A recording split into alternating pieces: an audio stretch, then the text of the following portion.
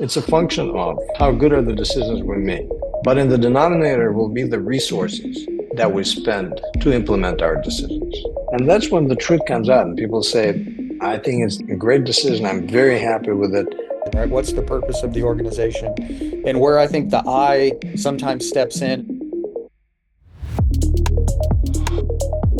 My name is Pavel. My name is Jay Swindle. My name is Mike Farrell. My name is Aaron Dunn. When I was 10, I think I wanted to be a doctor. I wanted to be a diver, professional diver. When I was 10, I wanted to be a firefighter or a policeman. When I was 10, I had no chance to think of what I want to be. China is in a very different stage.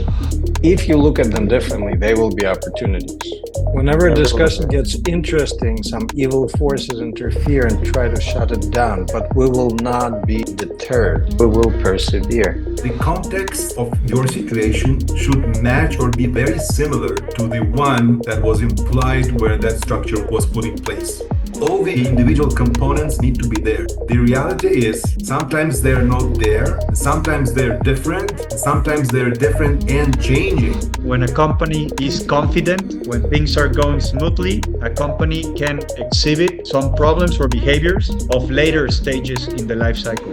Even the most enlightened CEO will start making mistakes sooner or later if they're not informed.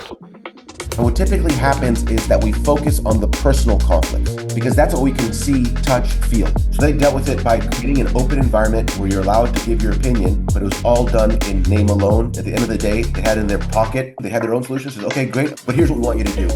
And you're like, well, why'd you even ask my opinion?